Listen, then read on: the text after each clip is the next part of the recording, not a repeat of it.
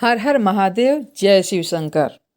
महाभारत के युद्ध में कौन नहीं जानता है, ये एक ऐसा युद्ध था जिसे न चाहते हुए भी पांडवों को अपने भाइयों के खिलाफ लड़ना पड़ा था, क्योंकि कौरव गलत तरीके से पांडवों का हक छीनना चाहते थे, जिसकी वजह से श्री कृष्ण ने भी पांडवों का साथ दिया था। इस युद्ध के अंत में अश्वत्थामा, जिसे सब लोग जानते हैं, अमरता का वरदान प्राप्त था और कहा जाता है कि ये आज भी यानी कलयुग में भी जिंदा है। इस अश्वत्थामा ने आधी रात में भगवान शिव को मन ही मन प्रसन्न कर पांडवों के शिविर में जाने की अनुमति प्राप्त की थी और पांडवों के सारे पुत्रों को सोते हुए में यानी वो सो रहे थे, उनको मार डाला था।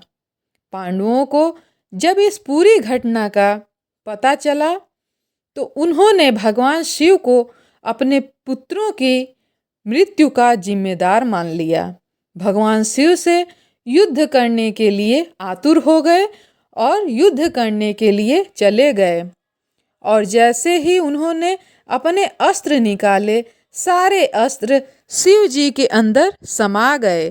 तब क्रोधित हो भगवान शिव ने उन्हें श्राप दिया कि तुम्हें कलयुग में मनुष्य रूप लेकर इसका दंड भोगना पड़ेगा, क्योंकि इस जन्म में तुम सब श्री कृष्ण के भक्त हो, जिसकी वजह से तुम्हें इस जन्म में इसका फल भोगना नहीं पड़ेगा। इसी कारण पांडवों को कलयुग में जन्म लेना पड़ा था।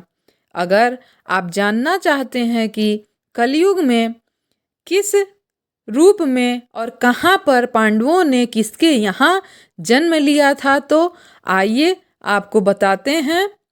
इन राजाओं के यहाँ इन पांडवों का जन्म हुआ था और सिर्फ पांडवों का नहीं, द्रौपदी का भी जन्म हुआ था। धर्मराज युधिष्ठिर वत्सराज राजा के पुत्र मलखान के रूप में जन्म लिए थे। अर्जुन परिलोक राजा के पुत्र ब्रह्मानंद के रूप में जन्म लिए थे। भीम जो थे वे वनरस राज्य के राजा वीरण के रूप में जन्म लिए थे। नकुल कान्यकुब्ज के राजा रत्नभानु के पुत्र लक्षण के रूप में जन्म लिए थे। सहदेव भीम सिंह नामक राजा के पुत्र देव सिंह के रूप में कलयुग में आए थे। पांडवों के अलावा कलयुग में दोबारा जन्म लेने वाले धृतराष्ट्र भी थे। धृतराष्ट्र का जन्म अजमेर में पृथ्वीराज के नाम से हुआ था और द्रौपदी इनकी ही पुत्री के रूप में जन्म ली थी, जिसका नाम वेला पड़ा था। कर्ण का भी जन्म हुआ था। कर्ण का जन्म तारक नाम के राजा के रूप में हुआ था। तो ये लोग कलयुग में भी अपना जो कर्म था वह भोगने के लिए वापस आए थे। ऐसी ही अनोखी घटनाओं को जानने के लिए आप लोग लाइक और शेयर कर दें और चैनल को सब्सक्राइब कर दें।